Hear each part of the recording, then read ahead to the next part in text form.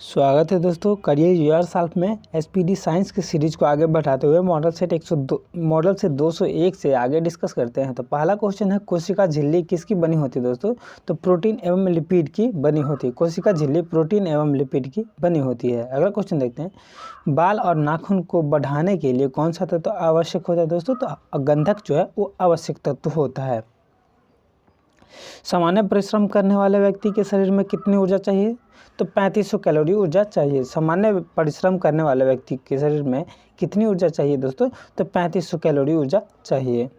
कठिन परिश्रम करने वाले व्यक्ति में शरीर में कितनी ऊर्जा चाहिए दोस्तों? तो 4000 से 5000 कैलोरी चाहिए। कठिन ऊर्जा हार्डवर्क करने वाले व्यक्ति के शरीर में कितनी ऊर्जा होनी चाहिए? तो 4000 कैलोरी से 5000 कैलोरी के बीच में होनी चाहिए। सबसे कम दांत वाला स्तनधारी जीव कौन है? तो हाथी। हाथी के सबसे कम दांत होते हैं, 14 दांत होते हैं, ठीक है। उसको आगे वाला दांत नहीं गिनेगा, आगे वाला दांत गिन के ये नहीं बोलेगा कि इसके 2 ही दांत होते हैं। हाथी के आगे वाला दांत दिखाने के लिए ही होता है, ठीक है। उसके मुंह में अंदर में दांत होता है। सबसे कम दांत होने वाला स्तनधारी जीव वही है, हाथी। अगला क्वेश्चन देखते हैं, सबसे अधिक दांत वाला स्तनधारी जीव कौन है? तो घोड़ा। घोड़ा में 44 दांत होते हैं, ठीक है। घोड़ा में सबसे ज़्यादा दांत होते हैं, 44 दांत होते हैं। मनुष्य शरीर में आपको पता होगा कि 32 दांत होते हैं, ठीक है। अगला क्वेश्चन देखते हैं, कौन सा स्तनधारी जीव जिसे पैर नहीं होता उसे क्या है? Blue whale. ब्लू व्हेल समुद्र में रहते हैं, जो सबसे बड़े स्तनधारी जीव में आते हैं। अगला क्वेश्चन देखते हैं, एक बार में सर्वाधिक बच्चा पैदा करने वाला स्थलीय जीव कौन है? तो खरगोश तथा भेड़िया 1 से 13 बच्चे तक पैदा कर सकते हैं एक बार में, ठीक है। एक बार में सर्वाधिक बच्चे पैदा करने वाला स्थलीय जीव कौन है? तो खरगोश तथा भेड़िया। अगला क्वेश्चन देखते हैं, शार्क का अस्थि पंजर किससे बनता है? तो उपास्थि से बनता है। शार्क का जो है अस्थि पंजर किससे बनता है दोस्तों? तो उपास्थि से बनता है। केचुआ के प्रचलन अंग का क्या नाम है? तो सूक तथा सीटी।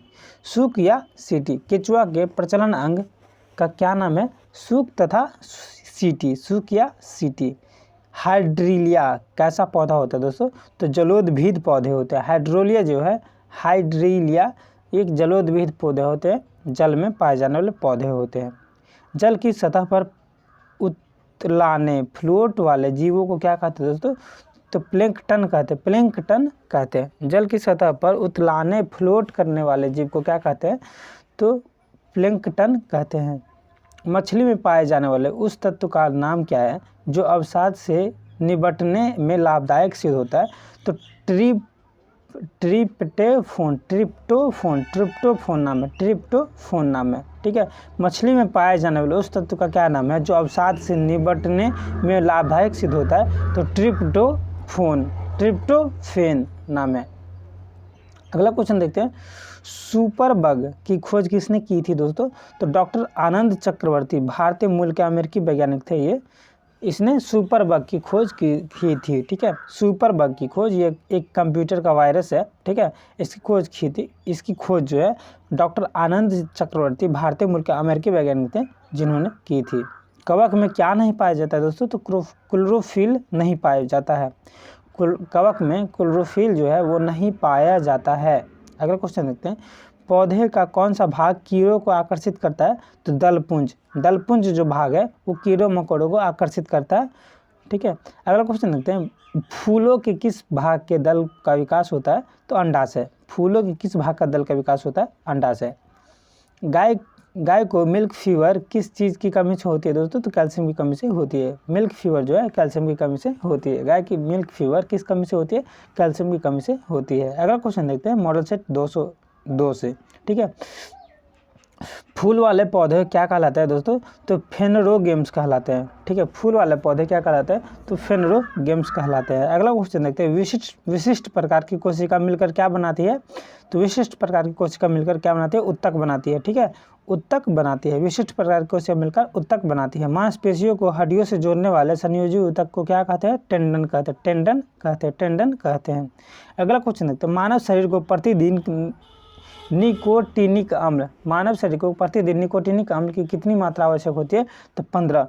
मानव शरीर के प्रतिदिन निकोटिनिक अम्ल कितनी मात्रा आवश्यक होती है? तो 15। ठीक है।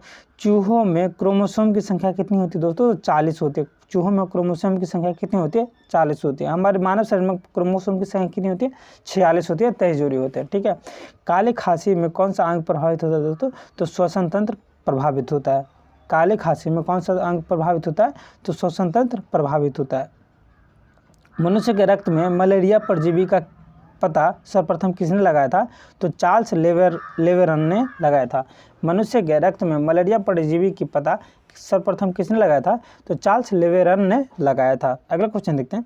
सामान्य स्थितियों में हृदय से आने वाले रक्त का कितना प्रतिशत भाग गुर्दे को मिलता है? तो 24% भाग जो है गुर्दे को मिलता है। सामान्य स्थिति में हृदय से आने वाले रक्त का कितना प्रतिशत भाग गुर्दे को मिलता है? तो 24% भाग गुर्दे को मिलता है। पौधे के पुष्पन के लिए किस तत्व की आवश्यकता होती है दोस्तों? तो फास्फोरस की आवश्यकता होती है। पौधे के पुष्पन के लिए किस तत्व की आवश्यकता होती है? फास्फोरस की आवश्यकता होती है। अगला क्वेश्चन देखते हैं। शरीर के निर्जलीकरण डिहाइड्रेशन के दौरान शरीर के किसकी कमी हो जाती है दोस्तों? तो सोडियम क्लोराइड की कमी हो जाती है। NaCl सोडियम क्लोराइड की कमी हो जाती है। अगला क्वेश्चन देखते हैं। जुगनू की चमक किस पदार्थ के कारण होती है? तो लूसीफेरिन के कारण होती है। लूसीफेरिन के कारण आप देखे होंगे जुगनू, ठीक है, जुगनू चमकते रहते रात में, उसका खुद का प्रकाश होता है। तो किसके कारण होता है दोस्तों? तो लूसीफेरिन के कारण होता है। लूसीफेरिन के कारण वो क्या होते हैं? प्रकाशमान होते हैं, जुगनू चमकते रहते हैं। बिना निषेचन के अंड कोशिका के विकास को क्या कहते हैं दोस्तों? तो पार्थेनोकार्पी कहते हैं। पार्थेनोकार्पी कहते हैं। ठीक है। बिना निषेचन के अंड कोशिका का विकास को क्या कहते हैं? पार्थेनोकार्पी कहते हैं। अगला क्वेश्चन देखते हैं। ठेहुने के जोड़ कैसे जोड़ का उदाहरण है? तो हिंज जोड़ का उदाहरण है। ठेहुने का जोड़ कैसे जोड़ का उदाहरण है? तो हिंज जोड़ का उदाहरण है। अगला क्वेश्चन देखते हैं। कोलाइटिस रोग में प्रभावित होने वाले अंग है कौन? तो छोटी व बड़ी आंतें। कोलाइटिस रोग में प्रभावित होने वाले अंग है कौन? तो छोटी व बड़ी आंतें। कोलाइटिस रोग में प्रभावित होने वाले अंग है छोटी व बड़ी आंतें। राड तथा कोन कोशिकाएं पाए जाते हैं कहाँ पे? तो दृष्टिपटल में। राड तथा कोन कोशिकाएं पाए जाते हैं दृष्टिपटल में। आलू में किस लवक की अधिकता होती है? तो अवर्णी लवक की अधिकता होती है। आलू में किस लवक की अधिकता होती है? अवर्णिक लवक की अधिकता होती है। टेडपोल क्या है? मेढक का लार्वा। टेडपोल क्या है? मेढक का लार्वा। मेढक का लार्वा। अगला क्वेश्चन देखते हैं। कैटरपिलर क्या है? कैटरपिलर तितली का लार्वा है। कैटरपिलर क्या है? तितली का लार्वा है। जलीय जंतुओं में श्वसन के अंग क्या होते हैं? क्लोम गिल्स होते हैं। जलीय जंतुओं में श्वसन के अंग क्या होते हैं? क्लोम गिल्स होते हैं। मॉडल से 203 का देखते हैं। आमलेट बनाने में अंडे किस तत्व की गुणवत्ता खराब हो जाती है? तो प्रोटीन की। आमलेट बनाने में अंडे के किस तत्व की गुणवत्ता खराब हो जाती है? तो प्रोटीन की। ठीक है। अगला क्वेश्चन देखते हैं। सरसों का वानस्पतिक नाम क्या है? Brassica nigra. Brassica nigra. ठीक है। Brassica nigra. बालों में उगने वाले पौधे को क्या कहा जाता है दोस्तों? तो सेमोफाइट कहा जाता है। सेमोफाइट कहा जाता है। बालों में उगने वाले पौधे को क्या कहा जाता है? तो सेमोफाइट कहा जाता है। अगला क्वेश्चन देखते हैं। जंतुओं में शरीर के बाहर जो ऊतक पाया जाता है उसे क्या कहते हैं दोस्तों? तो एपिथीलियम कहते हैं। एपिथीलियम कहते हैं। जंतुओं में शरीर के बाहर जो ऊतक पाया जाता है उसको क्या कहते हैं? तो एपिथीलियम कहते हैं। अगला क्वेश्चन देखते हैं। पेनिसिलिन का औपचारिक परीक्षण सबसे पहले कब हुआ था? तो पेनिसिलिन का औपचारिक परीक्षण जो है सबसे पहले 1941 में हुआ था। 1941 में पेनिसिलिन का औपचारिक परीक्षण हुआ था सबसे पहले। वर्गीकरण की आधारीय इकाई क्या है? तो जाति है, स्पेसीज है। वर्गीकरण की आधारीय इकाई क्या है? तो जाति, स्पेसीज है। अगला क्वेश्चन देखते हैं। जल के अणुओं के लिए कोशिका भित्तियों का आकर्षण बल क्या कहलाता है दोस्तों? तो अधिशोषण कहलाता है। जल के अणुओं के लिए कोशिका भित्तियों का आकर्षण बल क्या कहलाता है? तो अधिशोषण कहलाता है। चाय का रासायनिक नाम क्या है दोस्तों? तो कैल्शियम कार्बोनेट है। चाय का रासायनिक नाम क्या है? कैल्शियम कार्बोनेट है। दालचीनी का वानस्पतिक नाम क्या है? तो सिनामोमम जेलेनिकम है। सिनामोमम जेलेनिकम है। ठीक है। दालचीनी का वानस्पतिक नाम क्या है? सिनामोमम जेलेनिकम है। दालचीनी का उपयोग मसाले के लिए किया जाता है। ठीक है। ये वृक्ष के छाल से प्राप्त होते हैं। गन्ने के रस से प्राप्त शर्करा को क्या कहते हैं दोस्तों? सुक्रोज कहते हैं। सुक्रोज कहते हैं। गन्ने के रस से प्राप्त शर्करा को क्या कहते हैं? सुक्रोज कहते हैं। अगला क्वेश्चन देखते हैं, केंद्रिका में क्रमशः प्रोटीन, RNA व DNA का अनुपात क्या क्या है? तो 85% प्रोटीन होता है, RNA 10% होता है और DNA कितना परसेंट होता है? 5% होता है। अगला क्वेश्चन देखते हैं, TMV शब्द का संबंध किससे है? तो वायरस से है। TMV शब्द का संबंध किससे है? तो वायरस से है। ठीक है, TMV शब्द का संबंध वायरस से है। डायलिसिस मशीन के आविष्कारक कौन थे? तो कोल्फ एक साइंटिस्ट है जो डायलिसिस मशीन के आविष्कार किए थे। और इसका प्रयोग क्या होता है? तो मतलब जो वृक्क होते हैं, किडनी होते हैं, उसको कृत्रिम किडनी भी इसको बोला जाता है। वृक्क खराब होने पे इसका प्रयोग किया जाता है। अगला क्वेश्चन देखते हैं, राष्ट्रीय पर्यावरण संस्थान कहाँ है? तो नागपुर में। राष्ट्रीय पर्यावरण संस्थान कहाँ है? तो नागपुर में है। डोप परीक्षण किससे संबंधित है? तो डोप परीक्षण जो है वो मूत्र से संबंधित है। डोप परीक्षण मूत्र से संबंधित है। अगला क्वेश्चन देखते हैं, नवजात शिशु को BCG का टीका जन्म के कितने समय बाद लगाया जाता है? तो 7 दिन के अंदर लगाया जाता है। नवजात शिशु को BCG का टीका जन्म के कितने समय बाद लगाया जाता है? तो 7 दिन के अंदर लगाया जाता है। माइटोकॉन्ड्रिया में श्वसन के दौरान क्या निकलती है? तो ऊर्जा निकलती है। माइटोकॉन्ड्रिया में श्वसन के दौरान क्या निकलती है दोस्तों? तो ऊर्जा निकलती है। सहजीविता का सर्वोत्तम उदाहरण क्या है? तो लाइकेन है। सहजीविता का सर्वोत्तम उदाहरण क्या है? लाइकेन है। लाइकेन किससे बनता है दोस्तों? तो कवक और शैवाल से बनता है। मनुष्य द्वारा संचित आयोडीन का संग्रह कहाँ होता है? तो किस में होता है? तो थायराइड ग्रंथि में होता है। मनुष्य द्वारा संचित आयोडीन का संग्रह किस में होता है? तो थायराइड ग्रंथि में होता है। अगला क्वेश्चन देखते हैं, इंसुलिन किसके उपापचय को नियंत्रित करता है? तो कार्बोहाइड्रेट के उपापचय को नियंत्रित करता है। इंसुलिन किसके उपापचय को नियंत्रित करता है दोस्तों? तो कार्बोहाइड्रेट के उपापचय को नियंत्रित करता है। अगला क्वेश्चन देखते हैं, मॉडल सेट 204 को देखते हैं। पहला क्वेश्चन है, परागकणों के अध्ययन को क्या कहते हैं दोस्तों? तो पॉलिनोलॉजी कहते हैं। पॉलिनोलॉजी कहते हैं किसके अध्ययन को? तो परागकणों के अध्ययन को क्या कहते हैं? तो पॉलिनोलॉजी कहते हैं। अगला क्वेश्चन देखते हैं, रक्त का प्रवाह रोकने के लिए किस रसायन का प्रयोग किया जाता है? तो फेरिक क्लोराइड की प्रयोग किया जाता है। रक्त के प्रवाह रोकने के लिए किस रसायन का प्रयोग किया जाता है दोस्तों? तो फेरिक क्लोराइड को प्रयोग किया जाता है। अगला क्वेश्चन देखते हैं, अनानास किस प्रकार के फल का उदाहरण है? तो सोरोसिस फल का उदाहरण है। अनानास किस फल का उदाहरण है दोस्तों? तो सोरोसिस फल का उदाहरण है। अनानास किस फल का उदाहरण है? सोरोसिस फल का उदाहरण है। चमड़े की बाह्य सतह क्या कहलाती है? तो एपिडर्मिस कहलाती है। एपिडर्मिस कहलाती है। चमड़े की बाह्य सतह क्या कहलाती है? तो एपिडर्मिस कहलाती है। मधुमक्खियों को काटने पर उत्पन्न दर्द का कारण क्या है? तो फॉर्मिक अम्ल है। मधुमक्खियों को काटने पर उत्पन्न दर्द का क्या कारण है? तो फॉर्मिक अम्ल कारण है। फलों तथा बीजों को दूर दूर तक पहुंचाने की क्रिया क्या कहलाती है? तो प्रकीर्णन कहलाती है। फलों तथा बीजों को दूर दूर तक पहुंचाने की प्रक्रिया क्या कहलाती है? क्रिया क्या कहलाती है? तो प्रकीर्णन कहलाती है। आइंस्टीन का द्रव्यमान ऊर्जा समीकरण क्या है? तो E बराबर mc² है। E बराबर mc² जो है आइंस्टीन का द्रव्यमान ऊर्जा समीकरण है। अगला क्वेश्चन देखते हैं, आइंस्टीन के समीकरण E बराबर mc² के अनुसार पदार्थ की 1 किलोग्राम द्रव्यमान का ऊर्जा में मान कितना होता है? तो 9 × 10⁻16 जूल होता है। 9 × 10⁻16 जूल होता है। आइंस्टीन के समीकरण E बराबर mc² के अनुसार पदार्थ के 1 किलोग्राम द्रव्यमान का ऊर्जा में मान क्या होता है? तो 9 × 10⁻16 जूल होता है। कांच की किस प्रकार का ठोस है? अक्रिस्टलीय ठोस है।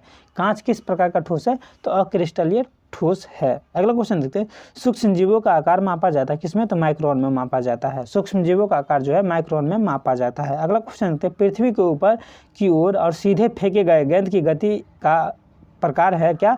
तो रेखीय गति प्रकार है। पृथ्वी से ऊपर की ओर सीधे फेंके गए गेंद की गति का प्रकार क्या है? रेखीय गति प्रकार है। वित्तीय गति करते हुए कण द्वारा 1 सेकंड में तय किया गया विस्थापन कहलाता है क्या है? तो कोणीय वेग कहलाता है। वित्तीय गति करते हुए कण द्वारा 1 सेकंड में तय किया गया विस्थापन क्या कहलाता है? तो कोणीय वेग कहलाता है। वेग बढ़ने से त्वरण का मान क्या होता है? तो धनात्मक होता है। वेग बढ़ने से त्वरण का मान क्या होता है? तो धनात्मक होता है। वेग घटने से त्वरण का मान क्या होता है? ऋणात्मक होता है। वेग घटने से त्वरण का मान क्या होता है? तो ऋणात्मक होता है। बल और समयांतराल के गुणनफल को क्या कहते हैं दोस्तों? तो आवेग कहते हैं। बल और समयांतराल के गुणनफल को क्या कहते हैं? आवेग कहते हैं। सामान्यतः पृथ्वी से फेंके गए प्रक्षेप्य के मार्ग का आकार क्या होता है? तो परवलयाकार होता है, परवलयाकार होता है। सामान्यतः पृथ्वी से फेंके गए परछप्पे का मार्ग आकार क्या होता है? तो परवलयाकार होता है। आप इस क्वेश्चन को समझे या नहीं समझे? देखिए, आप कोई भी वस्तु, ये ज़मीन का सतह है, ठीक है, यहाँ से हम कोई भी वस्तु, ये इंसान है, ठीक है, ये मान लेते हैं ये इंसान है, और ये कोई वस्तु को फेंका, ठीक है, तो वस्तु कैसे जाएगा? ऐसे जाएगा और फिर ऐसे उतर जाएगा, फिर से पृथ्वी पर गिर जाएगा। तो ये कौन सा आकार हुआ दोस्तों? परवलय आकार हुआ कि नहीं हुआ? तो यही क्वेश्चन है यहाँ पे कि सामान्यतः पृथ्वी से फेंके गए परछप्पे के मार्ग का आकार क्या होता है? तो परवलयाकार होता है, ठीक है। अत्यधिक ऊंचाई पर फेंके गए परछप्पे के मार्ग का आकार क्या होता है? तो दीर्घवृत्ताकार होता है, दीर्घवृत्ताकार होता है। वही क्वेश्चन है। बल एवं बल की दिशा में हुए विस्थापन के गुणनफल को क्या कहते हैं? तो कार्य कहते हैं। बल एवं बल की दिशा में हुए विस्थापन के गुणनफल को क्या कहते हैं? कार्य कहते हैं। मॉडल से 205 से देखते हैं। जब दो पिंड आपस में टकराते हैं तो विज्ञान की भाषा में उसे क्या कहते हैं? तो संघटन कहते हैं, संगठन कहते हैं, संगठन कहते हैं, ठीक है। जब दो पिंड आपस में टकराते हैं तो विज्ञान की भाषा में उसे क्या कहते हैं? संगठन कहते हैं, ठीक है। अगला क्वेश्चन देखते हैं। गतिज ऊर्जा सदैव होती है क्या? धनात्मक होती है। गतिज ऊर्जा सदैव क्या होती है? तो धनात्मक होती है, याद रखिएगा। गतिज ऊर्जा सदैव धनात्मक होती है। एक वायुमंडलीय दाब में होता है कितना?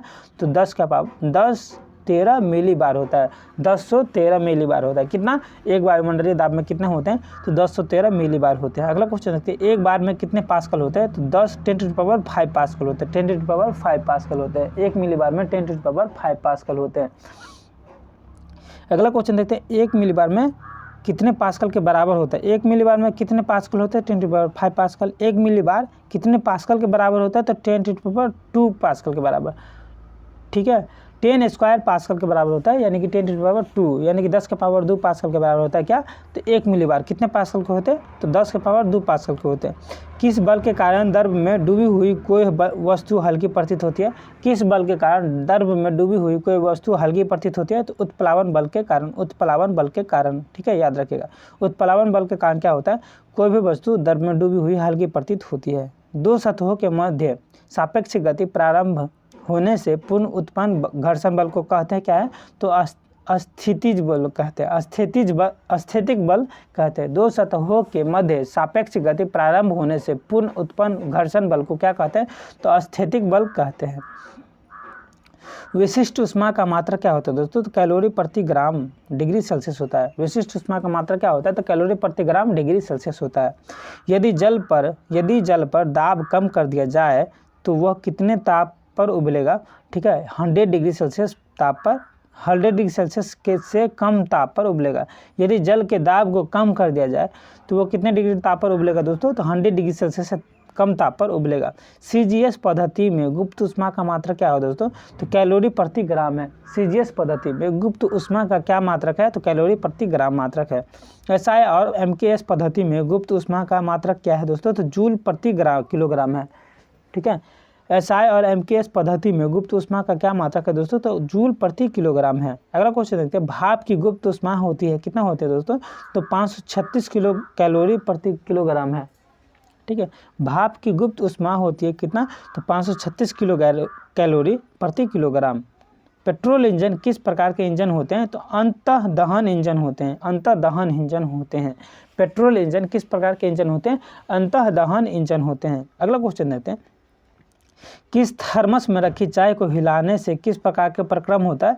तो रुद्धोष्म प्रक्रम होता है, रुद्धोष्म प्रक्रम होता है। किसी थर्मस में रखे चाय का हिलाने से किस प्रकार का प्रक्रम होता है? तो रुद्धोष्म प्रक्रम होता है।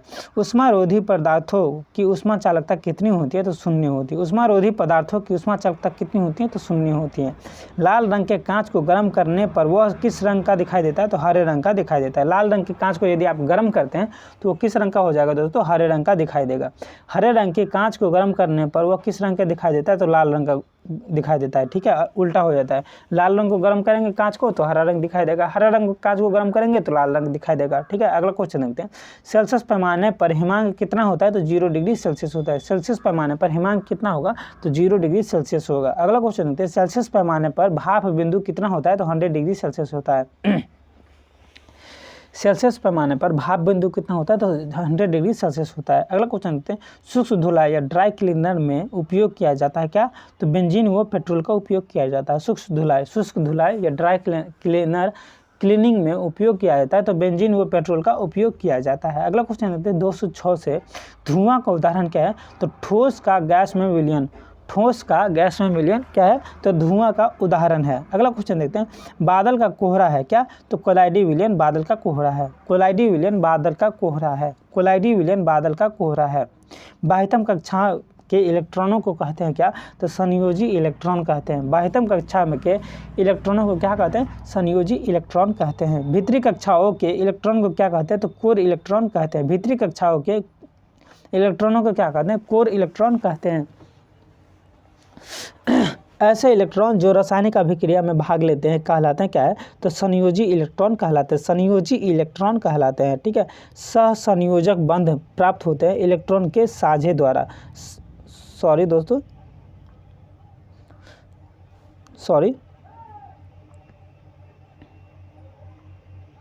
सहसंयोजक बंध प्राप्त होते क्या? इलेक्ट्रॉन के साझे के द्वारा। सहसंयोजक बंध प्राप्त होते हैं इलेक्ट्रॉन के साझे के द्वारा। उत्प्रेरक शब्द का उपयोग सर्वप्रथम किया था किसने? तो बर्जेलियस ने किया था। उत्प्रेरक शब्द का उपयोग सर्वप्रथम किसने किया था? तो बर्जेलियस ने किया था।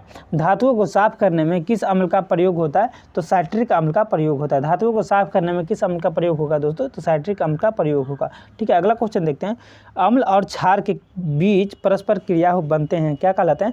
लवण। अम्ल और क्षार के बीच परस्पर क्रिया से बनते हैं क्या? तो लवण।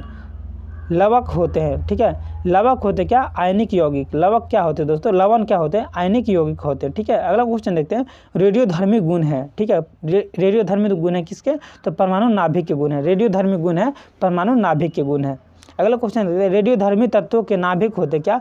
तो अस्थायी होते हैं। रेडियोधर्मी तत्वों के नाभिक होते अस्थायी होते, यानी कि वो बैठा नहीं रहता है, वो हमेशा इधर उधर करते रहता है। ठीक है, रेडियोधर्मी तत्वों के नाभिक होते क्या? तो अस्थायी होते हैं, वो एक जगह स्थिर नहीं होते हैं।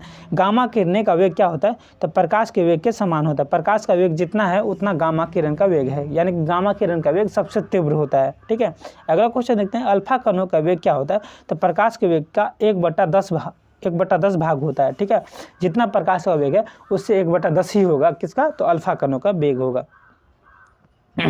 अल्फा कण पर किस प्रकार का आवेश होता है? तो धन आवेश होता है। अल्फा कण पे धन आवेश होता है। अल्फा कण पे किस प्रकार का आवेश होता है? तो धन आवेश होता है। बीटा कण का भार होता है कितना? तो बीटा कण का भार होता है दोस्तों, हाइड्रोजन के एक परमाणु का 1/183वां भाग होता है। 1/183वां भाग होता है। बीटा कण का भार कितना होता है? तो हाइड्रोजन के एक परमाणु का 1/83वां भाग होता है। अगला क्वेश्चन देखते हैं, बीटा कणों की भेदन क्षमता अल्फा कणों की अपेक्षा होती है कितना? तो 100 गुनी अधिक होती है। बीटा कणों की भेदन क्षमता अल्फा कणों की अपेक्षा 100 गुनी अधिक होती है। अगला क्वेश्चन देखते हैं, गामा किरणें हैं क्या? तो विद्युत चुंबकीय किरणें। गामा किरणें क्या है? तो विद्युत चुंबकीय किरणें हैं। ठीक है, अगला क्वेश्चन देखते हैं, गामा किरणें पर कोई आवेश नहीं होता है। गामा किरणें पर क्या होता है? कोई आवेश नहीं होता है। ठीक है, अगला क्वेश्चन देखते हैं, प्राकृतिक में धातुओं की अशुद्ध अवस्था में पाई जाती है जिन्हें कहा जाता है, क्या कहा जाता है दोस्तों? तो अयस्क कहा जाता है। प्रकृति में धातुएं अशुद्ध अवस्था में पाए जाते हैं जिन्हें क्या कहा जाता है? अयस्क कहा जाता है। अगला क्वेश्चन देखते हैं, मॉडल सेट 207 से, अयस्कों से धातुओं को निकालने तथा उन्हें उपयोग हेतु विशुद्ध करने को कहते हैं, क्या कहते हैं दोस्तों? तो धात्विक कहते हैं, धात्विकी कहते हैं, धात्विकी कहते हैं। अयस्कों से अधातुओं को निकालने तथा उन्हें उपयोग हेतु विशुद्ध करने को क्या कहते हैं? तो धात्विकी कहते हैं। अगला क्वेश्चन देखते हैं, जिंक ऑक्साइड को कहा जाता है जस्ते का फूल। जिंक ऑक्साइड को क्या कहा जाता है दोस्तों? तो जस्ते का फूल कहा जाता है। अधातुओं सामान्यतः विद्युत की क्या होते हैं? तो कुचालक होते हैं। अधातुएं सामान्यतः क्या होते हैं? विद्युत के कुचालक होते हैं। अगला क्वेश्चन देखते हैं, गैसों के आचरण को समझाने का प्रयास सर्वप्रथम किसने किया था? तो बर्नौली ने किया था। बर्नौली ने किया था कब? तो 1738 में। बर्नौली ने किया था कब? 1738 में। गैसों के आचरण को समझाने का प्रयास सर्वप्रथम किसने किया था? तो बर्नौली ने 1738 में किया था। नेचुरल हिस्ट्री पुस्तक लिखी थी किसने? तो प्लिनी ने लिखी थी। नेचुरल हिस्ट्री पुस्तक किसने लिखी थी? तो प्लिनी ने लिखी थी। प्रोटीन शब्द का सर्वप्रथम प्रयोग किया था कौन? तो जे बर्जेलियस ने प्रोटीन शब्द का सर्वप्रथम प्रयोग किया था। ठीक है, एटीपी की संरचना का वर्णन किया है लोहमैन ने। एटीपी की संरचना का वर्णन किया है लोहमैन ने वर्णन किया है। एटीपी का पूरा नाम क्या है? तो adenosine triphosphate. Adenosine triphosphate ATP का पूरा नाम है। कौन सा नाइट्रोजन समाचार आरएनए में तो होता है लेकिन डीएनए में नहीं होता है? तो यूरेसिल जो है कौन सा नाइट्रोजन समाचार आरएनए में होता है लेकिन डीएनए में नहीं होता है? तो यूरेसिल नहीं होता है, ठीक है। यूरेसिल सिर्फ क्या होता है? आरएनए में ही होता है, ठीक है, डीएनए में ये नहीं होता है। सबसे छोटे आरएनए अणु क्या है? तो टीआरएनए है। टीआरएनए का फुल फॉर्म होता है ट्रांसफर आरएनए, ठीक है। सबसे छोटे आरएनए अणु है कौन? तो टीआरएनए। टीआरएनए का फुल फॉर्म क्या होता है? तो ट्रांसफर आरएनए होता है। मस्तिष्क का सबसे अधिक जटिल एवं विशिष्ट भाग क्या कहलाता है दोस्तों? तो प्रमस्तिष्क कहलाता है। मस्तिष्क का सबसे अधिक जटिल एवं विशिष्ट भाग क्या कहलाता है? प्रमस्तिष्क कहलाता है। हाइपोग्लासल तंत्रिका कहाँ से निकलती है? तो मेड्यूला से निकलती है। हाइपोग्लासल तंत्रिका कहाँ से निकलती है? तो मेड्यूला से निकलती है। हाइपोग्लासल तंत्रिका कहाँ से निकलती है? तो मेड्यूला से निकलती है। सोने की हड्डी कहलाती है क्या? उरोस्थी कहलाती है। और उरोस्थी कहलाती है। सोने की हड्डी क्या कहलाती है? उरोस्थी कहलाती है। पीयूष ग्रंथि कहाँ पाई जाती है? तो मस्तिष्क में पाई जाते हैं। पीयूष ग्रंथि कहाँ पाई जाती है? मस्तिष्क में पाई जाती है। अगला क्वेश्चन देखते हैं, पुरुषों के यौवन के लिए जिम्मेदार हार्मोन क्या है? तो टेस्टोस्टेरोन है। टेस्टोस्टेरोन है, ठीक है। पुरुषों के यौवन के लिए जिम्मेदार हार्मोन क्या है? तो टेस्टोस्टेरोन है। अगला क्वेश्चन देखते हैं, हृदय का चौड़ा ऊपरी भाग कहलाता है क्या है? तो आलिंद। हृदय का चौड़ा ऊपरी भाग क्या कहलाता है दोस्तों? तो आलिंद कहलाता है। हृदय का सिकुड़ना सिस्टोल कहलाता है। हृदय का सिकुड़ना क्या कहलाता है? सिस्टोल कहलाता है। हृदय का फैलना क्या कहलाता है? डायस्टोल कहलाता है। हृदय का फैलना क्या कहलाता है दोस्तों? तो डायस्टोल कहलाता है। जड़, तना तथा पत्तियों के पूर्ण अभाव वाले पौधे को किस वर्ग में रखा जाता है? तो थैलोफाइटा वर्ग में रखा जाता है। जड़, तना तथा पत्तियों के पूर्ण अभाव वाले पौधे को किस वर्ग में रखा जाता है? तो थैलोफाइटा वर्ग में रखा जाता है। जीव द्रव्य में पाए जाने वाले मुख्य कार्बोहाइड्रेट है क्या? तो ग्लूकोज, फ्रुक्टोज और सुक्रोज। जीव द्रव्य में पाए जाने वाले मुख्य कार्बोहाइड्रेट क्या है? तो ग्लूकोज, फ्रुक्टोज और सुक्रोज।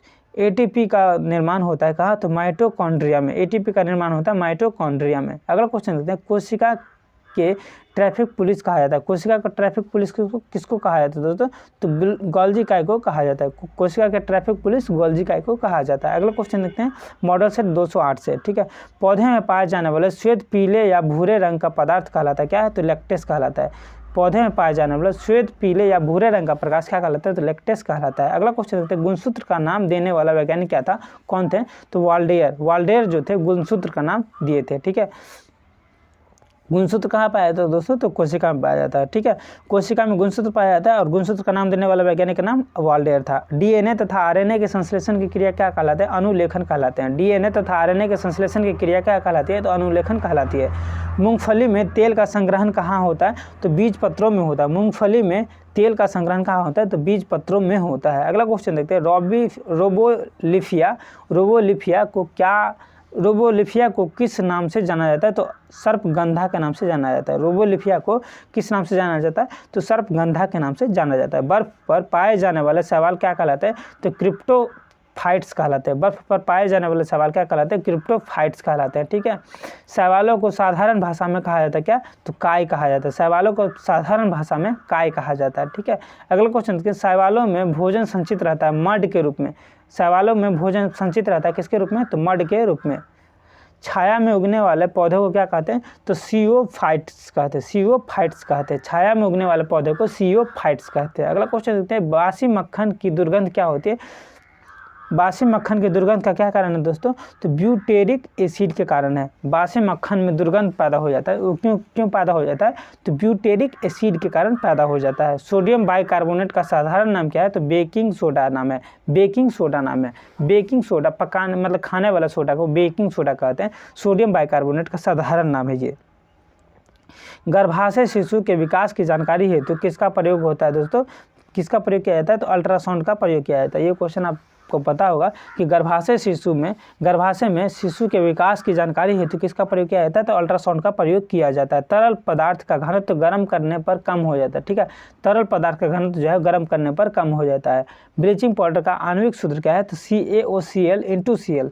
ब्लीचिंग पाउडर का आणविक सूत्र क्या है? तो CaOCl/Cl। ये धोने वाला मतलब पाउडर कहलाता है इसको।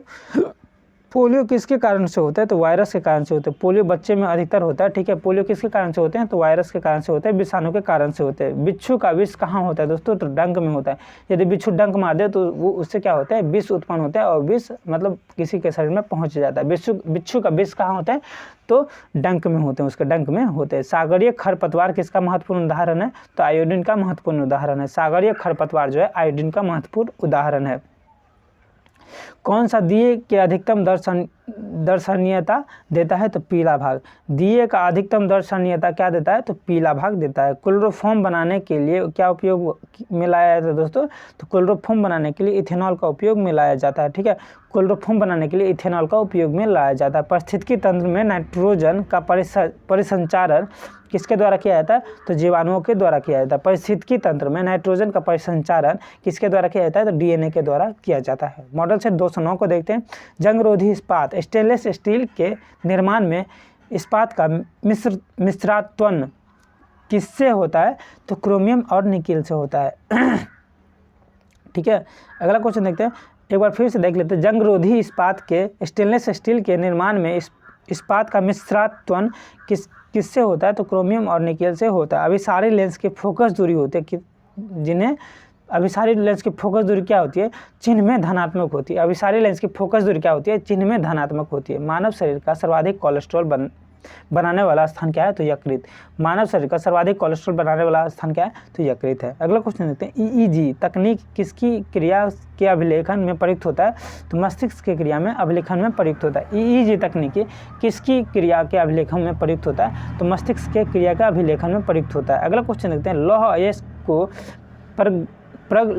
प्रज्वलित करने के लिए मुख्यतः किस खनिज का उपयोग किया जाता है दोस्तों? तो मैग्नीज और चूना का उपयोग किया जाता है। लौह अयस्क को प्रज्वलित करने के लिए मुख्यतः किस खनिज का उपयोग किया जाता है? तो मैग्नीज और चूना का उपयोग किया जाता है। हाई अल्टीट्यूड रिसर्च लैबोरेटरी अवस्थित कहाँ है? तो गुलमर्ग में अवस्थित है। हाई अल्टीट्यूड रिसर्च लैबोरेटरी कहाँ से अवस्थित है? तो गुलमर्ग में अवस्थित है। कोलेरा हैजा उत्पन्न होता है कहाँ? तो जीवाणु और बैक्टीरिया से। कोलेरा हैजा उत्पन्न होता है जीवाणु और बैक्टीरिया से। कोलेरा हैजा उत्पन्न होता है जीवाणु और बैक्टीरिया से। ठीक है, अल्फांसो क्या है? अल्फांसो एक आम की एक किस्म है। अल्फांसो एक आम की किस्म है। अल्फांसो एक आम की किस्म है। ठीक है, डीएनए का मूल मात्रक है न्यूक्लियोटाइड्स। डीएनए का मूल मात्रक है न्यूक्लियोटाइड्स। डीएनए का मूल मात्रक है न्यूक्लियोटाइड्स। ठीक है, अगला क्वेश्चन देखिए, सूर्य प्रकाश को नाभि बिंदु पर लाने में किसका प्रयोग होता है दोस्तों? तो अवतल दर्पण का प्रयोग होता है। सूर्य प्रकाश को नाभि बिंदु पर लाने में किसका प्रयोग होता है दोस्तों? तो अवतल दर्पण का प्रयोग होता है। संसार में सर्वप्रथम बारूद गन पाउडर का आविष्कार कहाँ हुआ था दोस्तों? तो चीन में हुआ था। गन पाउडर का आविष्कार सबसे पहले चीन में हुआ था। संसार में सर्वप्रथम गन पाउडर का आविष्कार कहाँ हुआ था? तो चीन में हुआ था। ठीक है, इसको तोप के गोला के रूप में प्रयोग किया जाता है, बम के रूप में प्रयोग किया जाता है गन पाउडर का। सेल्यूलर और मॉलिक्यूलर जीव शास्त्र का केंद्र कहाँ है दोस्तों? तो सेल्यूलर और मॉलिक्यूलर जीव शास्त्र का केंद्र है हैदराबाद में। ठीक है, हैदराबाद में सेल्यूलर और मॉलिक्यूलर जीव शास्त्र का केंद्र है। राष्ट्रीय आहार संस्थान कहाँ स्थित है? तो हैदराबाद में स्थित है। राष्ट्रीय आहार संस्थान कहाँ स्थित है? तो हैदराबाद में स्थित है। भौतिक विज्ञान में पहला नोबेल पुरस्कार जीतने वाला व्यक्ति कौन थे? तो विलियम रोएंटजन थे। भौतिक विज्ञान में पहला नोबेल पुरस्कार जीतने वाले व्यक्ति कौन थे? तो विलियम रोएंटजन थे। सूर्य की किरणें की तीव्रता मापने वाले उपकरण को क्या कहते हैं? तो एक्टियोमीटर कहते हैं। एक्टियोमीटर कहते हैं। सूर्य की किरणों की तीव्रता मापने वाले उपकरण को क्या कहते हैं? तो एक्टियोमीटर कहते हैं। अगला क्वेश्चन देखते हैं, एक उड़ते हुए चक्के की प्रति सेकंड घूर्णन किस में मापी जाती है? तो स्ट्रोबोस्कोप में मापी जाती है। स्ट्रोबोस्कोप में मापी जाती है। एक उड़ते हुए चक्के की प्रति सेकंड घूर्णन किस में मापी जाती है दोस्तों? तो स्ट्रोबोस्कोप में मापी जाती है। ऑक्सीजन की खोज किसने की थी? तो प्रिस्टले ने की थी। जे प्रिस्टले ने ऑक्सीजन की खोज की थी। अगला क्वेश्चन देखते हैं, मॉडल सेट 210 थे। ठीक है, पानी पर तैरती वस्तु का आभासी भार होता है कितना? तो 0 होता है। पानी पर तैरती वस्तु का आभासी भार कितना होता है? तो 0 होता है। TNT ट्राइनाइट्रोटोलुएन। ठीक है, TNT ट्राइनाइट्रोटोलुएन महत्वपूर्ण है किसके लिए? तो विस्फोटक पदार्थ के लिए। TNT ट्राइनाइट्रोटोलुएन जो है विस्फोटक पदार्थ के लिए महत्वपूर्ण है। कैंसर अस्थि मज्जा में कौन से भाग को प्रभावित करता है? तो ल्यूकेमिया भाग को प्रभावित करता है। कैंसर अस्थि मज्जा की कौन से भाग को प्रभावित करता है? तो ल्यूकेमिया भाग को प्रभावित करता है। ल्यूकेमिया WBC को प्रभावित करता है। WBC को प्रभावित करता है। इसमें क्या होते हैं? तो WBC की संख्या बढ़ जाते हैं। सूर्य तारों के जिस परिवार से संबंधित है उससे जाना जाता है? कैसे? तो सुपरनोवा से जाना जाता है। सुपरनोवा के नाम से जाना जाता है। सूर्य तारों के जिस परिवार से संबंधित है उसे किस नाम से जाना जाता है? सुपरनोवा के नाम से जाना जाता है। सेरेब्रम संबंधित है किससे संबंधित है दोस्तों? तो मस्तिष्क से संबंधित है। एनटीपी पर किस गैस के 1 मोल का आयतन कितना होता है? एनटीपी पर किसी गैस का 1 मोल का आयतन कितना होता है? तो 4 होता है, 22.4 लीटर होता है, ठीक है, 22.4 लीटर होता है। अगला क्वेश्चन देखते हैं, दालचीनी पेड़ के किस भाग से एकत्र की जाती है? तो छाल से एकत्र की जाती है। दालचीनी पेड़ के किस भाग से एकत्र की जाती है? छाल से एकत्र की जाती है। अगला क्वेश्चन देखते हैं, सामान्यतः भर्जन की किस अयस्क में किया जाता है? तो सल्फाइड अयस्क में किया जाता है। सामान्यतः भर्जन की किस अयस्क में किया जाता है? तो सल्फाइड अयस्क में किया जाता है। नाभिकीय रिएक्टर के विनिर्माण में कौन सा तत्व अनिवार्य है? तो जर्कोनियम अनिवार्य है, ठीक है। नाभिकीय रिएक्टर में कौन सा तत्व अनिवार्य है? तो जर्कोनियम अनिवार्य है, ठीक है, जर्कोनियम अनिवार्य है। नाभिकीय रिएक्टर में विनिर्माण में कौन सा तत्व अनिवार्य है? जर्कोनियम अनिवार्य है। सामान्यतः मूत्र में विद्यमान ग्लूकोज के प्रतिशत होता है कितना? तो 0.1% होता है। सामान्यतः मूत्र में विद्यमान ग्लूकोज का प्रतिशत होता है 0.1% होता है।